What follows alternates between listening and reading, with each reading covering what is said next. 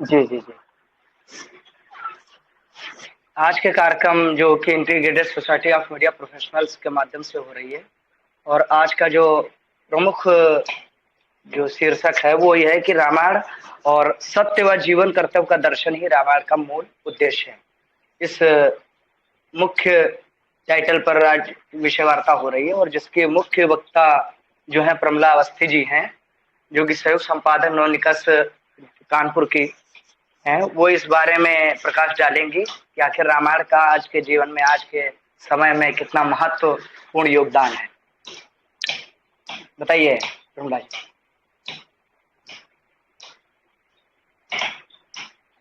आज का विषय इतना प्रासंगिक हो गया है कि इस पर चर्चा करना हमारे लिए आवश्यक भी है और अनिवार्य भी, क्योंकि पश्चिम की विक्षोभ भरी हवाओं ने युवा पीढ़ी से जातीय संस्कारों और सांस्कृतिक बोध की टाटी को पूर्णतः उड़ा दिया है। स्थिति यहाँ तक भयावह हो गई है कि हमारी आज की युवा पीढ़ी ने हमारे यह जो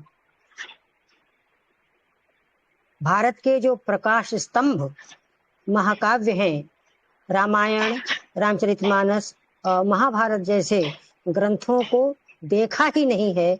पढ़ने का तो प्रश्न ही नहीं उठता। ऐसी स्थिति में हमारा जो मानस, रामचरितमानस पर मैं आज चर्चा करूंगी। तो हमारा ये जो मानस जो ग्रंथ है, यह भारतीय सांस्कृतिक चेतना का एक दिव्य और भव्य महाकाव्य है, जिसे देखने के लिए तुलसीदास के ही शब्दों में अस मानस मानस चख चाहिए। मानस को देखने के लिए मानस चक्षुओं की ही आवश्यकता होगी। जब तक हमारे पास ये सामान्य चक्षु होंगे तो इन सामान्य चक्षुओं से हम मानस को भली भांति समझ नहीं सकते। मानस को यदि समझना है तो हमें अपने मानस चक्षुओं को खुला रखना पड़ेगा। मानस पर चर्चा करना कोई आसान काम नहीं है, लेकिन फिर भी मानस पर चर्चा करना ये स्वयं को प्रक्षालित करना है और स्व रसपान करना है। जैसे कि मानसकार तुलसी ने स्वयं कहा, निज गिरा पावन करन कारण राम जस तुलसी कहो। तो मैं भी यही समझती हूँ कि मेरा परम सौभाग्य है, मेरा बड़ा ही पुण्य उदय हुआ है कि मैं तुलसी की चर्चा के माध्यम से मैं राम का नाम ले सकूं, और ये सौभाग्य आदरणीय चंद्रशेखर जी के सौभाग्य से प्राप्त हुआ है कि मैं अपनी वाणी के द्वारा राम की चर्चा, तुलसी की चर्चा मैं कर सकूं। वस्तुतः तुलसी को आविर्भूत हुए लगभग 512 वर्षों से अधिक का समय हो गया है, लेकिन फिर भी उनकी कृतियां देश और विदेश में जनता की कंठहार बनी हुई हैं। उन कृतियों का जादू जनमानस पर चल रहा है। आखिर इसका क्या कारण है? इसका कुछ तो अवश्य ही कारण होगा। कारण वस्तुतः यह है कि तुलसी का केवल साहित्य लेखन ही उनका कर्म नहीं है, यानी तुलसी केवल साहित्य के प्रणेता ही नहीं थे, अपितु वे अमर कथा के अमर गायक हैं। और ऐसी अमर कथा पर चर्चा करने वाला भी कोई विद्वत वर्ग ही होना चाहिए, अधिकारी विद्वान ही होना चाहिए, मर्मज्ञ ही होना चाहिए। किंतु अफसोस, ना तो मैं मर्मज्ञ हूँ, न मैं मानस विशेषज्ञ हूँ, और ना ही मैं कोई जानकार हूँ। कह सकती हूँ, कभी तो विवेक एक नहीं मोरे, सत्य कहूँ लिखी कागज कोरे। कोरे कागज पर मैं स्टैंप लगाकर कह सकती हूँ, मुझे एक भी कवित्व का विवेक नहीं है। और ये भी कह सकते हैं कि तुलसी के ही शब्दों में कि कवि न हो नहीं बचन प्रवीण हूँ, सकल कला सब विद्याहीन हूँ, सकल कला सब विद्या से हीन हूँ, लेकिन राम तुम्हारा चरित्र स्वयं ही काव्य है, कोई कवि बन जाए सहज संभाव्य है। तो राम का जो पतित पावन है उनका नाम ही है, वो हमारी गिरा को पवित्र करने वाला है, वाणी को पवित्र करने वाला है। तुलसी की कविता का जादू लोगों के सिर पर चढ़कर बोलता है, लेकिन ये जादू तब काम करता है जब लोगों में इसको समझने की मादा हो, वो समझ हो, नहीं तो तिनकह मानस अगम अति जिनकह जिनहि न प्रिय रघुनाथ। तुलसी मात्र एक लेखक नहीं, लेखक समझना या कवि समझना हमारी बहुत बड़ी भूल होगी। तुलसी वह व्यक्ति हैं जिन्होंने न जाने कितने रामायणी दिए, न जाने कितने कथा प्रवाचक दिए, न जाने कितनी रामलीलाओं के पात्रों को जन्म दिया, न जाने कितने अनुसंधित्सु दिए, और अभी न जाने कितना आकाश उनके लिए अभी खाली है। जिस प्रकार से हम ब्रह्म को नेति नेति कहते हैं, उसी प्रकार से हम मानस के गूढ़ रहस्य को भी जान नहीं पाए हैं। हम जितनी बार पढ़ते हैं, जितनी बार उसके अर्थ को प्रक्षालित करने का प्रयास करते हैं, नई नई उदाहरणाएं, नई नई संभावनाएं हमको उसमें स्पष्ट नजर आती हैं। तुलसी पर जितना अधिकार अगर पुराण पंथियों का था या पुराण पंथियों का है, ऐसा वो लोग मानते हैं, उतना ही अधिकार कथा प्रवाचकों का है, रामायणियों का है।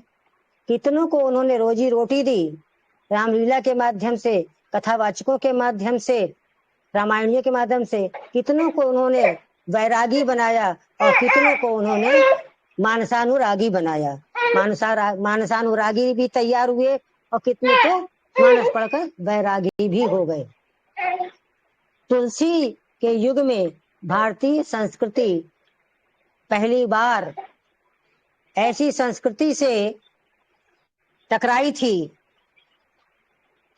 जिसकी भाषा शास्त्र की न होकर के शस्त्र की थी।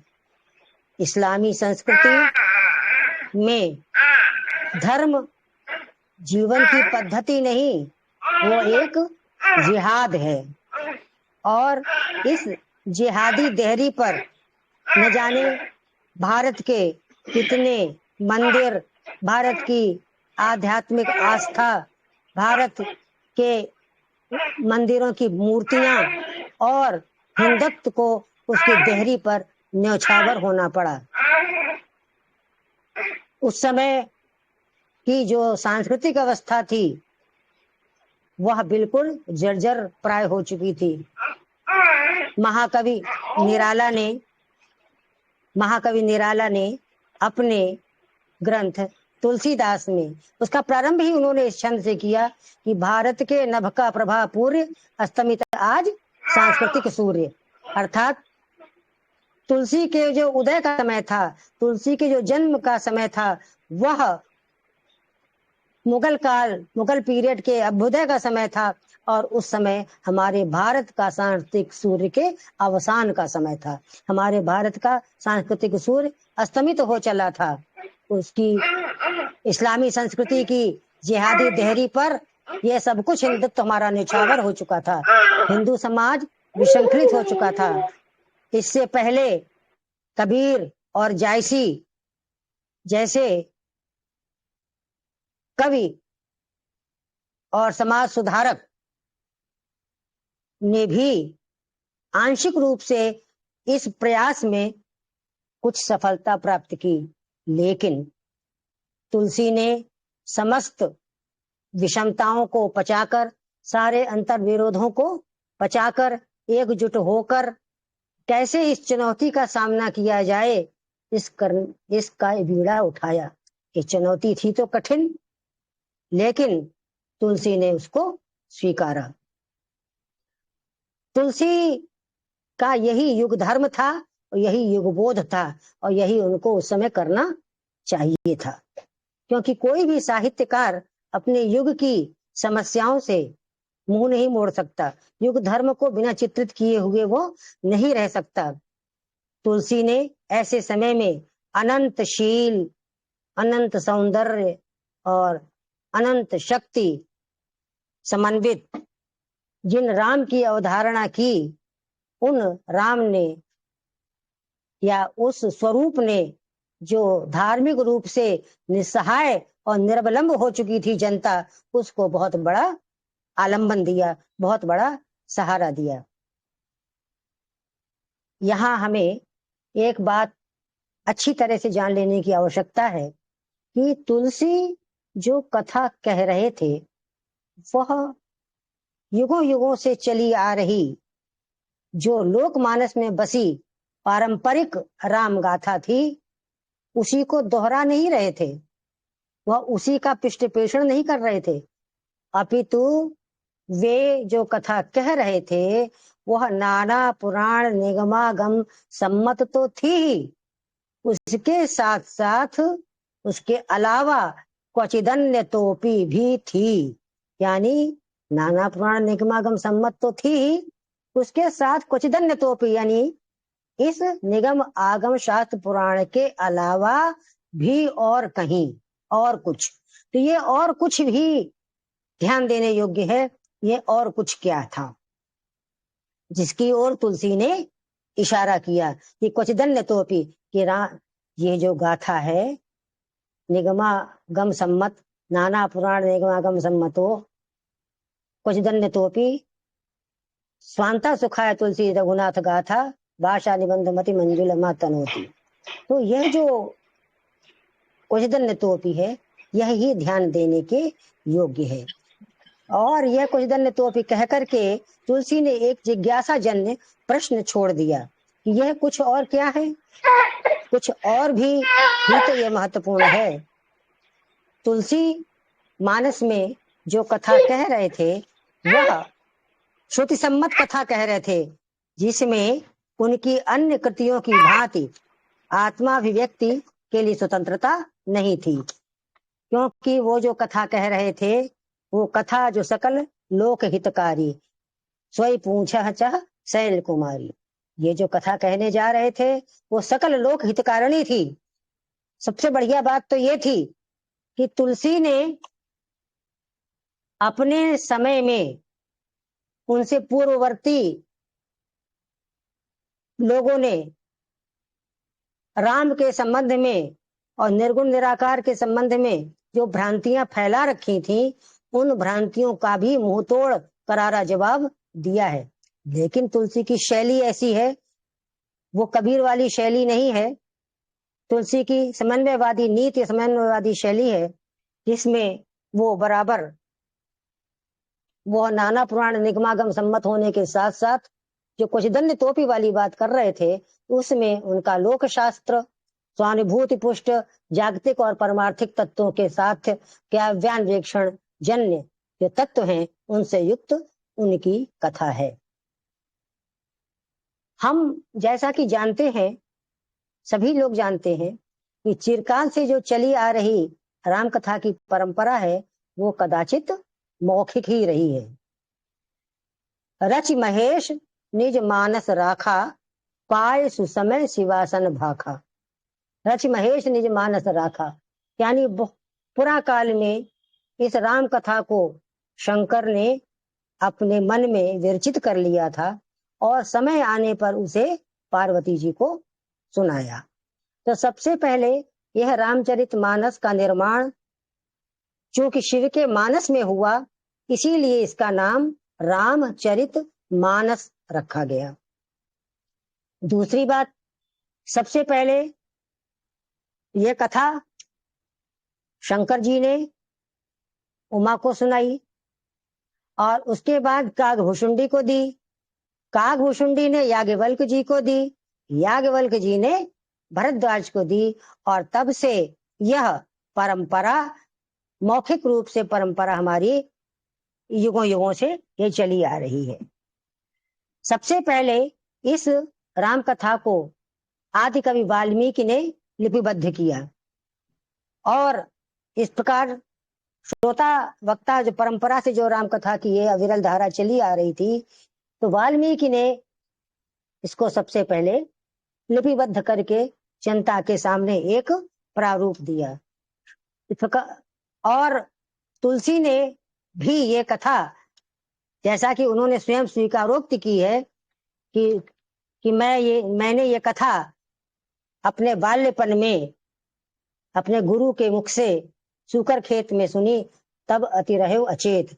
तब मुझे उतनी समझ नहीं थी, लेकिन जब मुझे ये समझ आई है तब मैं इसको लिख रहा हूं।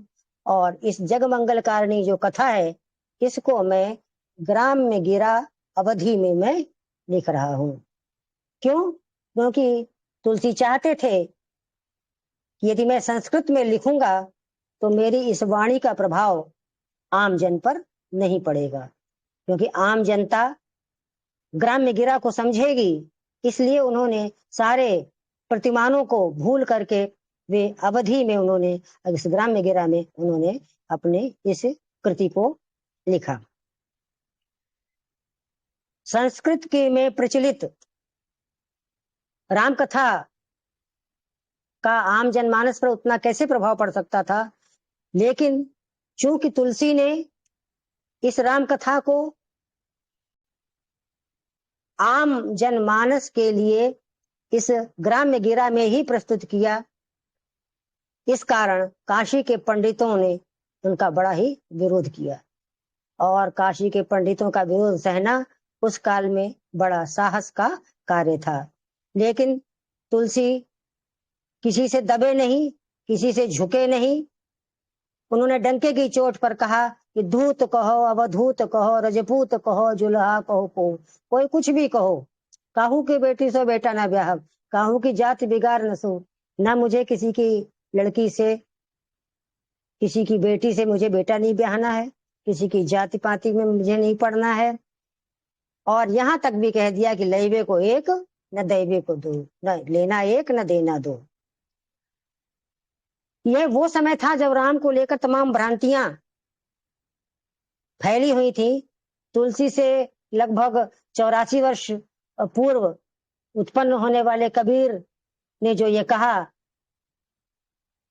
राम नाम कर मरम है आना, तो ऐसा लगता है कि तुलसी ने इस पंक्ति को कबीर को लक्ष्य बना करके ये जो तमाम भ्रांतियां थी, निर्गुण सगुण, साकार निराकार और जीव ब्रह्म इत्यादि को लेकर के जो तमाम भ्रांतियां थी, लोक वेद, इन सब का उत्तर और समाधान प्रश्नोत्तरी शैली में दिया है। उमा ने प्रश्न पूछा है और शंकर जी ने उसका समाधान किया है। जब कबीर की ने जो 84 वर्ष पूर्व कहा था कि तुम जो कहा कि राम नाम कर मरम है आना, तो निर्गुणियों के जो तमाम प्रश्न थे और उनका जो प्रचार हो चुका था, तुलसी ने उन्हीं प्रश्नों को उमा के माध्यम से पूछा और शंकर के मुंह से उस प्रश्न का उत्तर कहलाया। शंकर जी कहते हैं, तुम जो कहा राम को आना, जय श्रुति गाव धरहि मुनि ध्याना, कहाँ ही सुनहि अस अधम नर, ग्रसे जो मोह हो पिसाच, पाखंडी हरिपद विमुख जानहि झूठ न साच। कितना खरा और करारा जवाब दिया है। और लगता है कि ये पंक्तियां जो हैं वो तुलसी ने कबीर को लक्षित करके ही कही हैं। उस समय जरूरी भी था, क्योंकि हमारा जो समाज इतना विशृंखलित हो चुका था, उसको एकजुट होने के लिए, उसके अंदर एक आस्था को जीवित रखने के लिए, अपने सांस्कृतिक पुनरुद्धार करने के लिए, अपने ईश्वरत्व की भावना को प्राप्त करने के लिए ये भाव भरना गरीब जरूरी था कि हमारा जो ईश्वर है वो परम उदार है, पर दुखकातर है, वो गरीब निवाज है। तुलसी आप देखेंगे कि मानस में जगह जगह तुलसी अपनी बात रखते जाते हैं और ये कहते जाते हैं कि मैं शंकर को साक्षी करके कह रहा हूं, यह आगम निगम सम्मत है, यह लोक वेद सम्मत है। ये बार बार इसकी दुहाई देते हैं। आखिर इसके पीछे तो कोई कारण तो होगा ना, कि बार बार ऐसा वो क्यों कहते हैं? ऐसी उन्हें क्या आवश्यकता अनुभव हुई कि वो बार बार आगम निगम सम्मत बताते हैं कि हमारी जो कथा है, ये मैं कोई मनगढ़ंत कथा नहीं कह रहा हूं, कि मेरी कथा जो है वो आगम निगम सम्मत है और शंकर भी स्वयं इसके साक्षी हैं। ध्यान देने पर ये बात स्पष्ट होती है कि तुलसी को ऐसा कहने की आवश्यकता संभवतः इसीलिए पड़ी कि काशी के पंडित उन्हें उस समय मान्यता, उनकी बातों की मान्यता उनको नहीं दे रहे थे। इसीलिए वो बार बार काशी के पंडितों को चैलेंज कर रहे थे कि मैं चाहूं तो मैं संस्कृत में लिख सकता हूं, क्योंकि मानस के प्रत्येक कांड के श्लोक, जो पहली रचनाएं हैं शुरू की, वो पहले 5-6 श्लोक, 2 श्लोक, 4 श्लोक सब संस्कृत में ही है। बीच बीच में अरण्य कांड में, उत्तर कांड में संस्कृत में स्तुतियां भी हैं। तो ऐसा नहीं था कि वो संस्कृत के लेखन में कमजोर हो इसलिए उन्होंने हिंदी में लिख दिया हो, नहीं। वो उस समय यह भी एक काशी के पंडितों के प्रति विद्रोहात्मक स्वरूप था। क्यों? क्योंकि इन्होंने, तुलसी ने काशी के पंडितों का सब रूप देखा है। जो तुलसी जानत ही चार फल चार ही चनक को, 4 चनों के लिए ललायित होता रहा, द्वार द्वार मांग करके, कौर कौर टूक टूक मांग करके खाता रहा। जो जिस देरी पर बैठ जाए उसे वहां से भगा दिया जाता। अब उसको किसी का डर नहीं था, उसको किसी का कोई दबाव नहीं था, क्योंकि वो ज्यादा मांग के खाइबो, मसीत को सोईबो, लेबे को एक न दैबे को दो। मांग के खाना, मस्जिद में सो जाना, नहीं सोने की जगह मिलेगी। तो जब आदमी सब कुछ खो चुका होता है और केवल एकमात्र परमात्मा की शरण में होता है, तो उसको किसी का भय नहीं रहता। वागार्थ है संप्रक्त, यानी वाक और अर्थ की तरह मिले हुए, जिसको तुलसी ने कहा गिरा अर्थ जल बीच सम, कहियत भिन्न न भिन्न। तो जिस उसमें भी तो तुलसी जो है, श्रुति की जो स्थापना है कि वाक अत्यंत सूक्ष्म तत्व है और अर्थ से वह अभिभक्त है, अर्थ से उसे अभी विभाजित नहीं किया जा सकता, उसे अलग नहीं किया जा सकता। जहां तक मानस में जीवन के कर्तव्य बोध का प्रश्न है, तो राम हमारी स्वयं एक आचार संहिता है। अगर धर्म को देखना है तो राम के आचरण को देखो। रामो विग्रहवान धर्म, राम विग्रहवान धर्म है, मूर्तिमान धर्म है। अगर कोई धर्म की परिभाषा कहे कि धर्म क्या है, तो राम को खड़ा कर दो, तो ये राम, तो यही धर्म है। वाल्मीकि ने नारद से जब पूछा कि भाई ब्रह्मर्षि, आप मुझे ये बताइए, कौन अस्मिन सांप्रतम लोके गुणवान कश्च वीर्यवान, कौन अस्मिन सांप्रतम लोके, कि इस लोक में कौन ऐसा है इस समय, गुणवान कश्च वीर्यवान, गुणवान भी हो वीर्यवान हो, धर्मज्ञश्च कृतज्ञश्च, धर्मज्ञ भी हो कृतज्ञ भी हो, सत्यवाक्यो दृढ़व्रत, सत्य बोलने वाला हो, दृढ़व्रतधारी हो। और भी तमाम तमाम पूरी बहुत सारे प्रश्न पूछे, इसीलिए सारे गुण बताए, ये गुण किसमें है, ये सारे गुण किसमें हैं। चारित्रण च को युक्त, चरित्र से कौन युक्त है। तब नारद ने जब वाल्मीकि से सारे प्रश्न पूछ लिए, वाल्मीकि ने जब सारे अपनी शंकाएं रख दी, सारे प्रश्न रख दिए, तो नारद जी ने कहा इक्ष्वाक वंश प्रभवो रामो नाम जनई श्रुत। इक्ष्वाक वंश प्रभवो, इक्ष्वाक वंश है, उसमें राम नाम के एक राजा हुए हैं, उनका नाम सुना गया है। उनके अंदर ही ये सारे सारे गुण हैं, ये सारे सारे आचार उनके अंदर दिखलाई पड़ते हैं।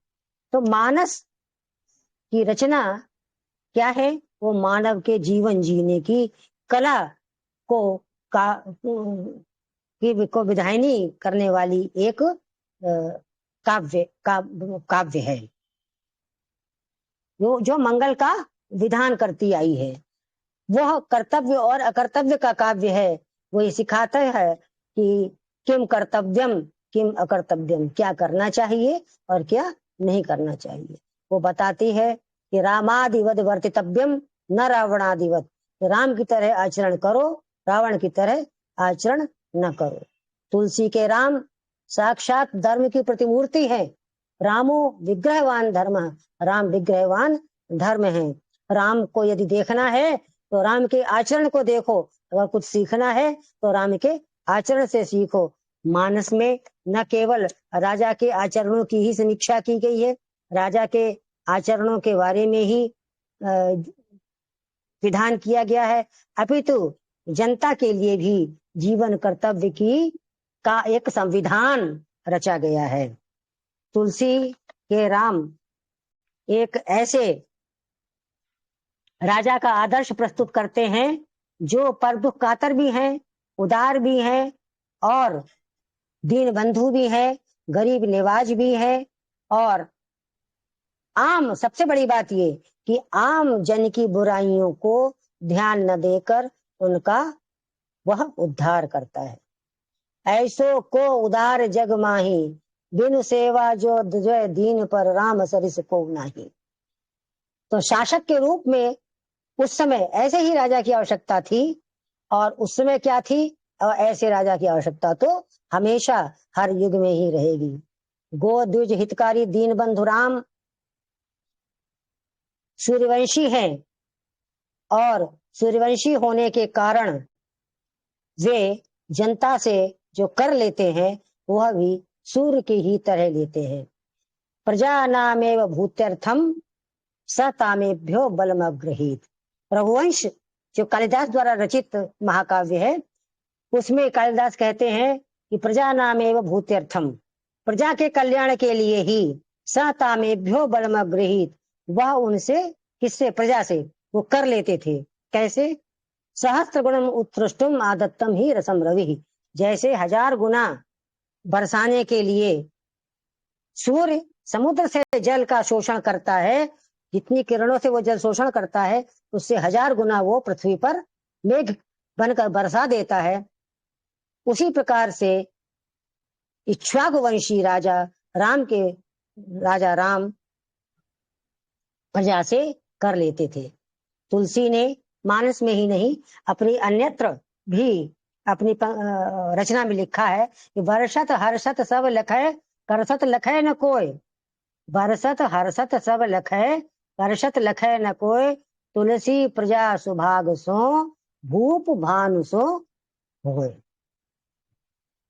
राजा को सूर्य की तरह होना चाहिए कि जो कब समुद्र से कब किरणों के माध्यम से जल सोख लेता है ये किसी को पता ही नहीं चलता, और जब वो बरसता है तब धन धान्य फलता फूलता है, तब लोगों को पता चलता है कि जो है कि हम ये पानी और कहीं से नहीं, यहीं से लिया गया है। तो इस प्रकार से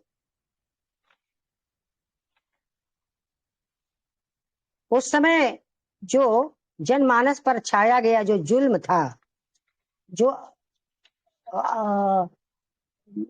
शासन का जो अत्याचार था, उसकी दुर्वस्था का भी तुलसी ने बड़ा ही विशद वर्णन किया है। कवितावली तो इससे भरी पड़ी है, खेती खेती न किसान को, भिखारी को न भीख बलि, आदि आदि। दूसरी ओर राम राज्य की परिकल्पना करते हुए आदर्श शासन व्यवस्था का भी उन्होंने प्रारूप दिया है। जैसे अभी हमने बताया। हेलो, आवाज आ रही है? जी जी जी आ रही है। अच्छा, हाँ। तो अच्छी शासन व्यवस्था वही होती है जब जो जनता से कर लिया जाए वह गरीब से ना के बराबर लिया जाए, और जो धनवान है, जो देने में समर्थ है, उससे पर्याप्त लिया जाए। वो कहते हैं कि मणि माणिक महंगे किए, सहजे तन जल नाज, तुलसी सोई जानिए, राम गरीब निवाज। राम गरीब निवाज हैं, और गरीब निवाज होने के कारण उन्होंने तृण, जल और अनाज को तो सस्ता कर दिया, उनके राज्य में सस्ता है, और मणि माणिक ये जो है वो महंगे हैं, क्योंकि राम गरीब निवाज हैं, वो गरीबों के दुखों को जानते हैं, इसलिए उन पर वो कोई भी कराधान नहीं करते। आदर्श समाज के लिए समाज में एक संहिता बनाने की आवश्यकता हमेशा से स्वीकार की गई है। मर्यादा का उल्लंघन का अधिकार तो किसी को भी नहीं है, यहां तक कि समुद्र को भी नहीं है। तुलसी हमेशा कहते हैं कि सागर निज मर्यादा रही, सागर भी अपनी मर्यादा में रहते हैं। कि सागर जैसा गंभीर, उसके लिए भी यह अधिकार उसको नहीं दिया गया है कि वो अपनी मर्यादा का उल्लंघन करे। तो समाज के किसी भी प्राणी को यह अधिकार नहीं है कि उसकी जो मर्यादाएं निश्चित की गई हैं उन मर्यादाओं का वो हनन करे, उन मर्यादाओं का वो उल्लंघन करे। रघुवंश में कालिदास लिखते हैं कि त्यागाय संव्रतार्था नाम, त्यागाय संव्रतार्था नाम, सत्याय मितभाषिणाम। अर्थात हमें त्याग करना है, त्याग के लिए ही वो धन एकत्र करते थे। जैसे राजा रघु ने जो जितना धन था सबको उसको दान दे दिया, तो अगर धन होता ही नहीं तो धन देते कहां से? तो दान देने के लिए जो धन अर्जित करते हैं, और सत्याय मितभाषिणाम, और सत्य बोलने के लिए जो कम बोलते हैं, कि भाई अधिक बोलेंगे तो झूठ ना निकले, इसलिए सत्य के लिए जो कम बोलते हैं। और यशसे विजयीषूणाम, और यश के लिए ही जो विजय प्राप्त करते हैं, किसी को और किसी राजा को हराना, उसको जीत लेना, ये उनकी मंशा नहीं होती। किसकी? रघुवंशियों की। यशसे विजयीषूणाम, यश के लिए ही जो विजय करते हैं, प्रजायै ग्रह मेदिनाम, और संतति संतान परंपरा को आगे बढ़ाने के लिए ही जो गृहस्थ धर्म का पालन करते हैं, ऐसे इक्ष्वाकु वंश के जो राजा हैं, वो उनमें भी जो राजा राम हैं वो सर्वश्रेष्ठ हैं, जिन्होंने एक पत्नी व्रत धारण करके समाज में एक पत्नी की मर्यादा का पालन करके समाज को दिखाया। तुलसी ने मानस के माध्यम से मानव जीवन के जो गूढ़ संबंध हैं, उन गूढ़ संबंधों की एक सीमा निर्धारित कर दी। यानी यही कारण है कि मानस में हमें गुरु, माता पिता, पुत्र पुत्री, भाई मित्र, पति पत्नी, जितने भी हमारे मानवीय संबंध हैं, उनके कर्तव्य बोध एवं उनका सदाचरण की सीख हमें मानस में पग पग पर मिलती है। बाल कांड से लेकर उत्तर कांड तक कोई कांड ऐसा बचा नहीं है जिसमें तुलसी ने नीति और सामाजिक मर्यादा के माध्यम से हमको वेद पुराणों के में उपलब्ध शिक्षाएं न दी हो, और उसके साथ साथ जो युग युग के लिए आवश्यक हो।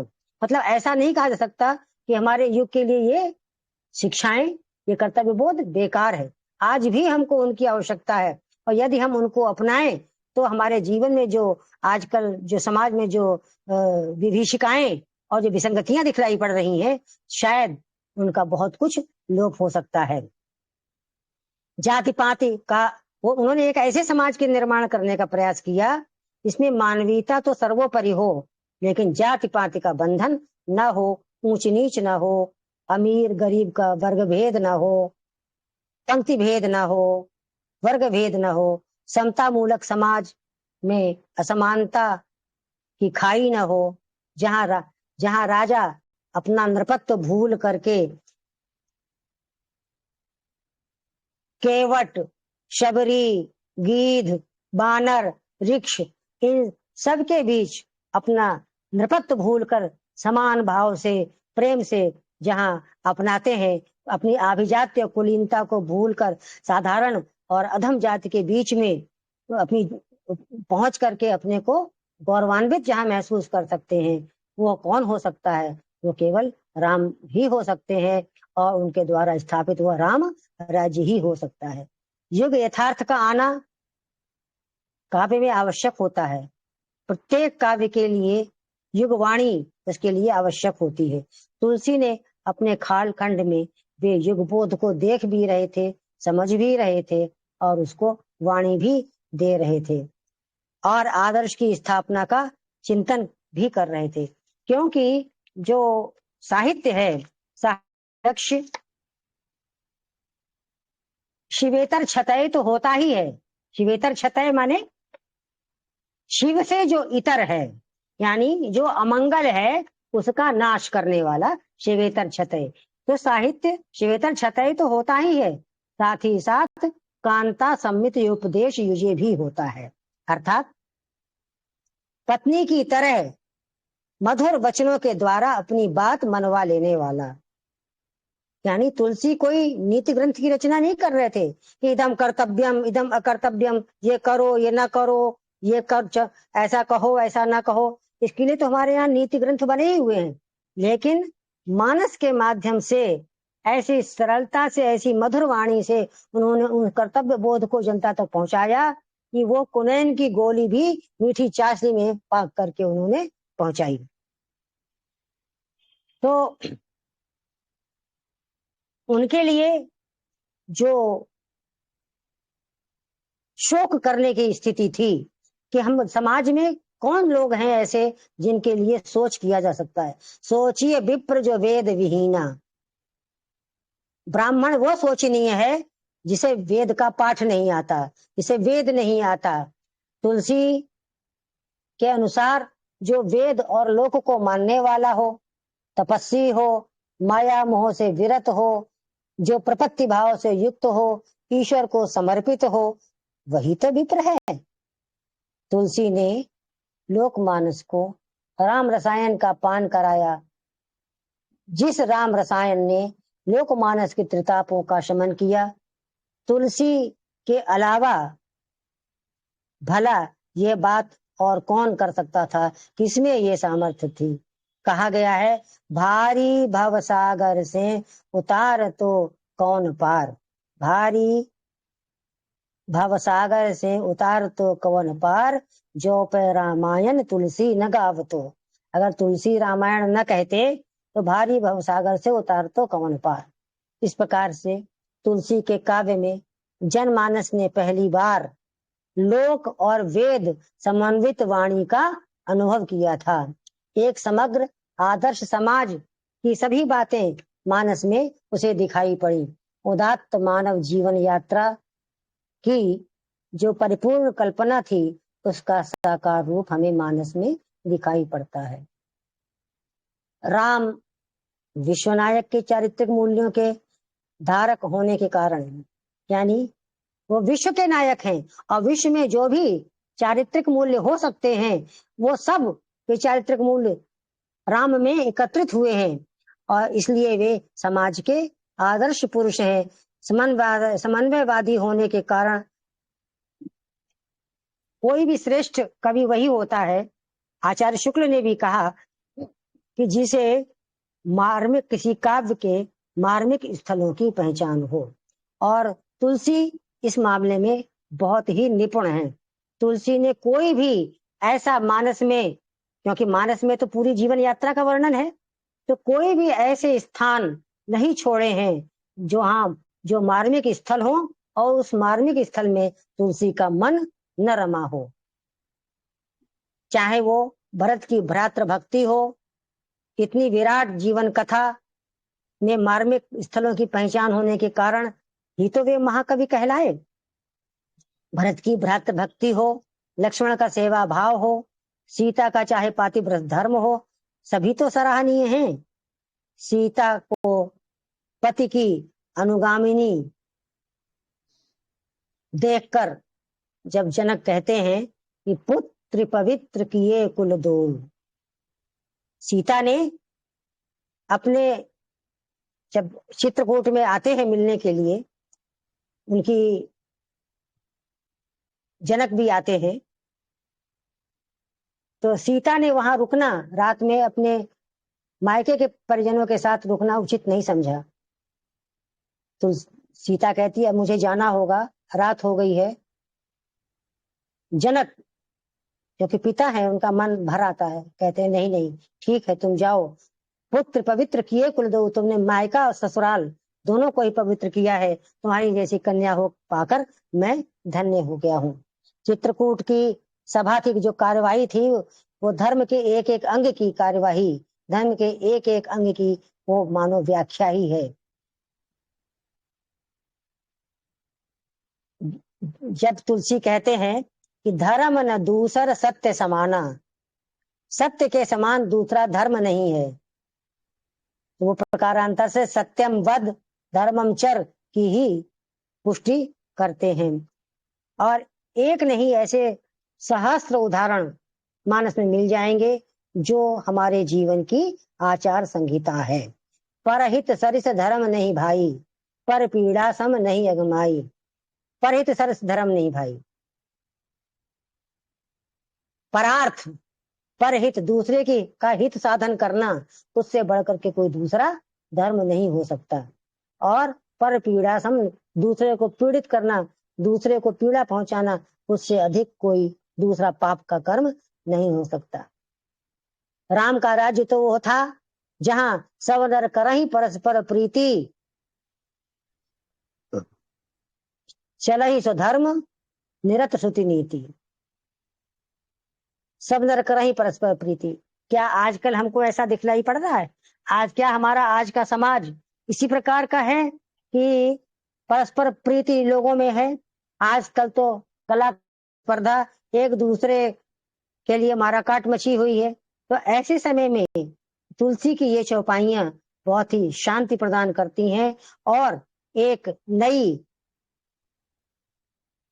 रोशनी प्रदान करती हैं मानव जीवन को कि हाँ, अगर राम राज्य में ऐसा हो सकता है तो क्या हम भी ऐसा जीवन में आचरण उत्पन्न नहीं कर सकते हैं?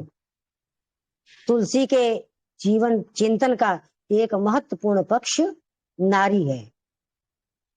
नारी, उन्होंने पराधीन नारी की व्यथा और चीख को तुलसी ने व्यक्त करके जो आधुनिक युग का महिला आंदोलन, नारी स्वतंत्रता आंदोलन, उसको भी मानो उन्होंने एक नींव रखी। जब वो कहते हैं कत विधि सजी नारी जग माही, पराधीन सपने सुख नाही।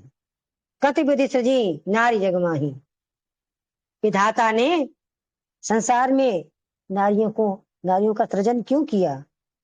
क्योंकि वो तो पराधीन है, और पराधीन सपने सुख नाही। अगर हम स्वतंत्रता नहीं है, अगर आजादी नहीं है, नारियों को अपनी आजादी नहीं है जैसा कि वैदिक काल में थी, तो कति विधि सजी नारी जग माही, पराधीन सपने सुख नाही। डॉक्टर लोहिया ने भी कहा, नारी स्वतंत्रता और समानता की जितनी सुंदर कविता मैंने तुलसी में पढ़ी, उतनी मैंने कहीं और नहीं पढ़ी। तुलसी एक से एक आप देखें, चाहे वो पुष्प वाटिका प्रसंग हो अथवा राम सीता के विवाह का प्रसंग हो या शिव पार्वती के विवाह का प्रसंग हो, तत्पश्चात जो प्रेम की जो परिणति है, वो विवाह को प्रेम की परिणति मानते हैं। प्रेम की जो पराकाष्ठा है वो विवाह में आकर के परिपूर्ण होती है। विवाह जो है वो प्रेम की परिणति है। उत्तर रामचरितम में भी भवभूत ने ये कहा, जो गृहस्थ धर्म है वो सबसे श्रेष्ठ है। अद्वैतम सुख दुख यो सर्वास अवस्था विश्रामो हृदय जरसा यस्मिन् हार्यो रस, कह करके भवभूति ने भी दाम्पत्य प्रेम की सराहना की है। तो इस दाम्पत्य प्रेम पर मुहर तुलसी बार बार लगाते हैं।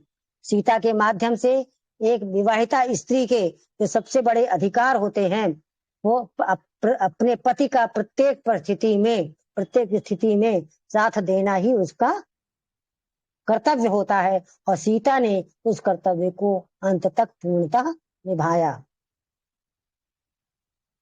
जब वनवास राम के जाने की का प्रश्न उठता है और राम सीता को जाने से मना करते हैं कि भाई वनवास मुझे दिया गया है, तुम्हें नहीं।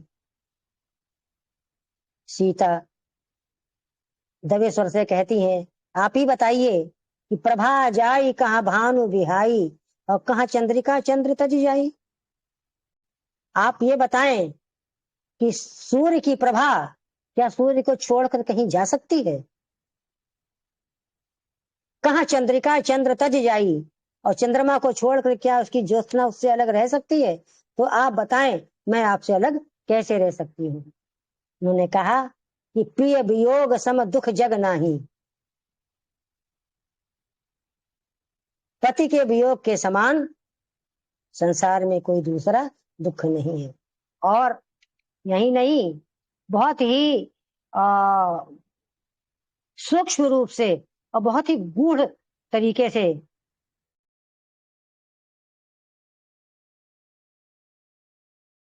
प्रेम कर मम तोरा, जानत प्रिया एक मन मोरा, सो मन रहत सदा तो ही पाही, जान प्रीति रस इतने ही माही। प्रीति रस का ये सर्वस्व है, जो 2 लाइनों में 1.5 लाइनों में तुलसी ने कह दिया। तत्व प्रेम कर ममोर तोरा, जानत प्रिया एक मन मोरा। और वो मन कहाँ रहता है? सो मन रहत सदा तो ही पाही, वो मन तो तुम्हारे ही पास रहता है। जान प्रीति रस इतने ही माही, इतने में ही प्रीति का सर्वस्व तुम समझ लो। इस प्रकार जो मानस है, वह मानस में जो मूल परक व्यंजनाएं हैं, वो हमें पग पग पर दिखाई देती हैं, जो जीवन को संपूर्ण अर्थवान बनाती हैं। वो कहते हैं कि परहित बस जिनके मन माही, तिन कहूं जग दुर्लभ कछु नाही। यानी परहित ही जिनके मन में बसता है, तो आप समझ लीजिए उनके लिए कुछ भी अप्राप्य नहीं है। अर्थात संसार में अगर हम परहित करेंगे तो आप समझ लीजिए कि सब एक दूसरे का जब हित करेंगे तो अहित हो ही नहीं सकता। श्रद्धा बिना धर्म नहीं होई। तुलसी ने जब भी मौका आया है, तुलसी ने आचार संहिता तुरंत परोस दी है। कहा कि शोचनीय कौन है, इसका उन्होंने विशद वर्णन किया है। मैं 2-3 उदाहरण दे रही हूँ केवल।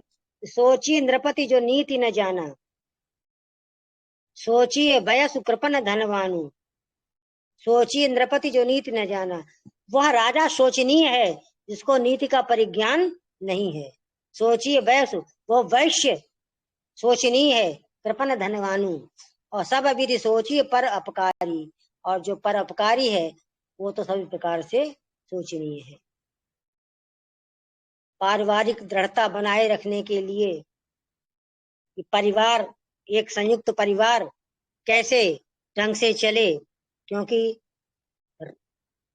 मानस में जो कथा है वो संयुक्त परिवार की कथा है, जिसमें सास भी है, ससुर भी है, चटिया सास भी है, और भाई भी हैं, जेठ भी है, देवर भी हैं। तो पूरे जो संयुक्त परिवार की जो एक व्यवस्था है वो कैसे हमारी सुचारू रूप से चलती रहे, तो उस पर भी अपनी लेखनी चलाई है। वो पारिवारिक दृढ़ता बनाए रखने वाले और देश जाति में निभाए जाने वाले धर्म हमें मानस में पग पग पर दिखाई पड़ते हैं। वो कहते हैं, इते अधिक धर्म नहीं दूजा, सास ससुर सादर सास ससुर पद पूजा। कि तुम यहीं रहो, अयोध्या में ही रहो, क्यों मेरे साथ बन जाओगी? क्योंकि यही ते अधिक धर्म नहीं दूजा। तुम पति की सेवा को धर्म बताती हो, लेकिन मैं ये कह रहा हूं कि सादर सास ससुर पद पूजा, यही ते अधिक धर्म नहीं दूजा।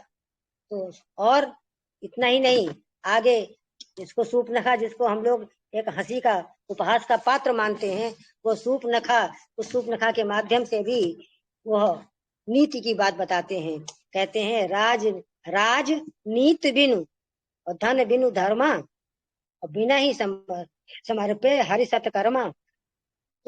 रावण से कहती है, अरे भाई तुम राज करना चाहते हो, वो भी नीति के बिना। राजनीति बिनु धन बिनु धर्म, और धर्म कभी टिकाऊ नहीं हो सकता अगर आप धर्म के साथ धन को अर्जित नहीं करते हैं। तो धर्म युक्त धन हो और नीति युक्त राज्य हो। तो राजनीति बिनु धन बिनु धर्म, बिन ही समर्पे इन हरि सत्कर्मा। और जहां तक इस विषय का भी आगे संबंध था कि भाई जीवन के कर्तव्य का बराबर जीवन की पाठशाला ही चल रही है। वो कहते हैं कि मैत्री धर्म, तो जब सुग्रीव से मैत्री राम की होती है तो राम कहते हैं कि जे न मित्र दुख हो ही दुखारी, तिन ही बिलोकत पातक भारी। तो मैत्री धर्म यही है कि मित्र के दुख में आप समान रूप से दुखी हो, और दुखी होकर केवल बैठे रहना नहीं है, उसके साथ उसके सहायता करना, किस प्रकार से उसके दुख को हम कम कर सकते हैं उसमें अपना योगदान देना। तो जे न मित्र दुख हो ही दुखारी, तिन ही बिलोकत पातक भारी। उनको देखने से ही बहुत बड़ा पाप लगता है। यदि हम मानस में तुलसी ने ये कहीं नहीं कहा है कि आप रामचंद्र की केवल आप आरती उतारिए। राम विग्रहवान धर्म, जब राम साक्षात धर्म की विग्रह हैं, प्रतिमूर्ति हैं, तो राम का जो आचरण है वो आचरण ही उनका उपदेश है कि आपको ऐसा ऐसा करना चाहिए। जब तुलसी लिखते हैं कि प्रातः काल उठ के रघुनाथा, मात पिता गुरु ना वही माथा, आय सुपाई करई पुनि काजा, हर्षित हो ही देख सुनि राजा। तो वो प्रकारांतर से हमारे जो किशोर वर्ग है उसको ही ये समझाते हैं कि प्रातःकाल उठ के अगर रघुनाथ प्रातःकाल उठ करके माता पिता के चरण स्पर्श करते हैं, शीश नवाते हैं, तो तुम्हें भी ऐसा करना चाहिए। ये अंडरस्टूड है। तो इस प्रकार से पग पग पर तुलसी के काव्य में, मानस में, क्योंकि और जो काव्य हैं उनकी जो और रचनाएं हैं उसमें उनकी आत्मा अभिव्यक्ति प्रमुख है, लेकिन मानस में क्योंकि वो जनता के सकल लोक हितकारी जग मंगल कारिणी कथा लिख रहे थे, इसलिए जनता का मंगल कैसे होगा उसका भी उन्हें ध्यान था। राम विश्व संस्कृति के अप्रतिम मानव हैं। वे उन सभी लक्षणों से युक्त हैं जो शुभाचारों और उन धर्मों से युक्त हैं जो किसी भी महामानव में होने चाहिए। सबसे बड़ी बात हम ध्यान दें कि राजमहल में जन्म लेकर भी सामान्य जीवन व्यतीत करने वाले श्री राम का जीवन निश्चय ही सबके लिए प्रेरणास्पद और अनुकरणीय है। राम का सारा जीवन ही मानव संदेश है। मानव जब मूल्यों से समन्वित होता है तो उसमें दया, दाक्षिण्य, अहिंसा, प्रेम, सत्य, परोपकार, शुचिता, संतोष, पर दुःखातरता, शांति और अभय ये स्वयमेव उद्भासित हो जाते हैं। इस प्रकार जिस मर्यादा और संस्कारों के कारण राम सर्वपूज्य हुए, उन्हीं की वृत्तांत गाथा ही तो है रामचरितमानस। मर्यादा मानव की कैसी होनी चाहिए, इसे जो जानता समझता है और आचरण करता है वह स्वयं ही राम बन जाता है। और मर्यादा की जो सही सीख नहीं मानता वही तो रावण है, वही तो कुंभकर्ण है। मर्यादा ही तो मानव जीवन का आभूषण है। जैसे मूल्य विहीन वस्तु किसी काम की नहीं होती, उसी प्रकार मूल्य विहीन मानव का जीवन भी किसी प्रकार उपादेय नहीं हो सकता। इसीलिए भारतीय जो जीवन मूल्य है, हमारी जो संस्कृति के जो जीवन मूल्य हैं, वे सभी जीवन मूल्य एक मुक्ता की माला की भांति मानस में पिरोए गए हैं, और उनको ध्यान करके हमारी प्रत्येक मानस पाठ करने वाली जनता को इनको ध्यान में रख करके हमें पारायण करना चाहिए। और केवल मानस पारायण की विषय मानस केवल पारायण की वस्तु नहीं है, अपितु उसमें जो दी गई आचार संहिता है, उस आचार संहिता का पालन करना ही हमारा धर्म है। किंतु हे राम, आज हमको तुम्हारी पुनः आवश्यकता है। आओ इस धराधाम पर प्रकट हो, क्योंकि मानवता के ह्रास और दानवता के बढ़ते ग्राफ ने ये मजबूर कर दिया है कि हम आपको बुलाएं, क्योंकि धर्म की आड़ में व्यभिचार हो रहा है। उनको आओ बताने के लिए कि अनुज बधू भगनी सुत नारी, सुन सठ कन्या सम एचारी। आज जो धर्म की आड़ में व्यभिचार चल रहा है, चाहे वो कहना नहीं चाहिए, नाम नहीं लेना चाहिए, चाहे वो आशाराम बापू हो, चाहे वो राम रहीम हो, जो भी हो, तो उनके लिए ये सबक है कि अनुज बधू भगनी सुत नारी, सुन सुठ कन्या समेचारी। आज सत्कर्मों पर दुष्कर्म भारी पड़ रहे हैं, रक्षक ही भक्षक बन गए हैं।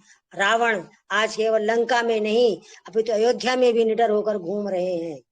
अकबर और जहांगीर, इनका साम्राज्य की सीमाएं तो ऐतिहासिक मानचित्रों में ही है, किंतु तुलसी की जो विराट राज्य सीमा है वह सार्वभौमिक है और सार्वकालिक भी। इसी के साथ मैं अपनी वाणी को विराम दे रही। धन्यवाद। बहुत बहुत आभार आदरणीय डॉक्टर प्रमिला अवस्थी जी। आपने आज के विषय को बेहद सरल और सहज भाव से। आवाज नहीं आ रही है जी, आवाज मेरी नहीं आ रही है? हेलो, आदरणीय प्रमिला अवस्थी जी, सुन पा रही हैं?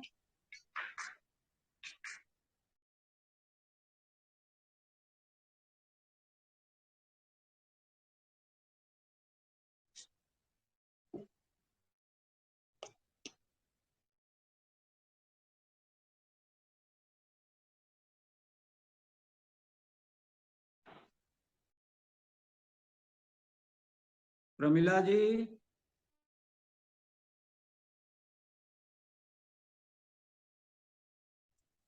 प्रमिला जी, आवाज आप सुन पा रही हैं?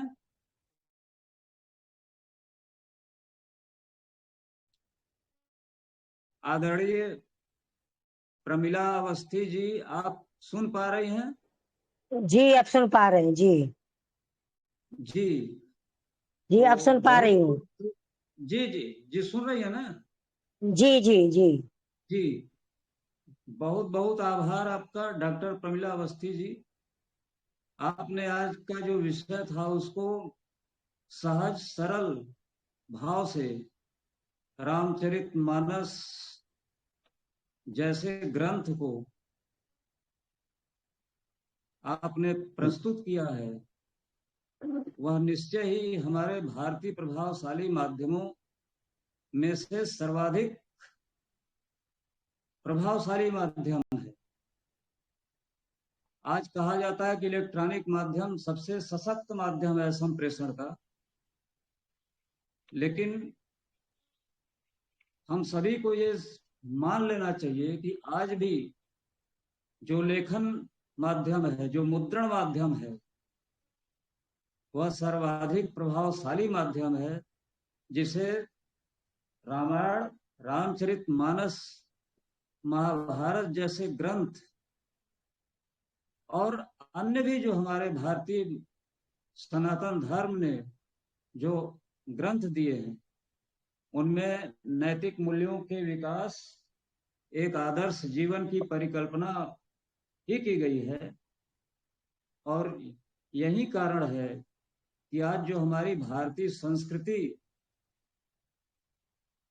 चिरस्थायी है, उसमें कोई उसके मूल्य नहीं बदलते, वह जिंदा है और यह सदा जीवित रहेगी। और सभी संस्कृतियों में यह अनूठा और सबसे आदर्श संस्कृति है, जो हमारे भारतीय समाज को एकजुट और समरसता, सद्भाव, प्रेम के सूत्र में बांध कर रखती है। तो बहुत बहुत धन्यवाद आदरणीय डॉक्टर प्रमिला अवस्थी जी। और अभी हमारे बीच में आदरणीय डॉक्टर लक्ष्मीकांत पांडे जी हैं। आज हम उनको नहीं सुन पा रहे हैं क्योंकि अब कार्यक्रम अब समापन का वक्त हो गया है। हम उनसे सादर क्षमा प्रार्थी हैं। हम उन्हें अगली श्रृंखला में सुनेंगे। और इस कार्यक्रम का समापन हमारे आज के संचालक एडवोकेट दुर्गा कृष्णा जी करेंगे। राधे कृष्णा। और बहुत ही सारगर्भित बातें समझ में आई।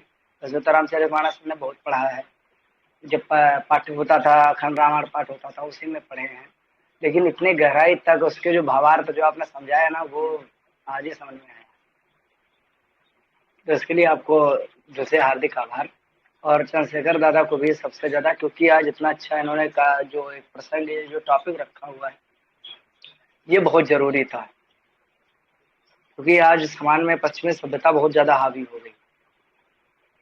तो वो इसी तरह इतने अच्छे अच्छे जो टाइटल लेकर आते हैं, इसी वजह से बहुत कुछ सीखने को मिलता है। समाज में एक जो अच्छाई खत्म हो रही है, कम हो रही है, तो बुराई इसकी जो ऐसे टाइटल ले आते हैं, जो ऐसी बातें ले आते हैं, जिससे कि बुराई का असर थोड़ा कम होने लगता है। तो इसके लिए उन्हें भी दिल से हार्दिक आभार। और अब इसी के साथ में हम इस कार्यक्रम को विश्राम देते हैं। राधे कृष्ण।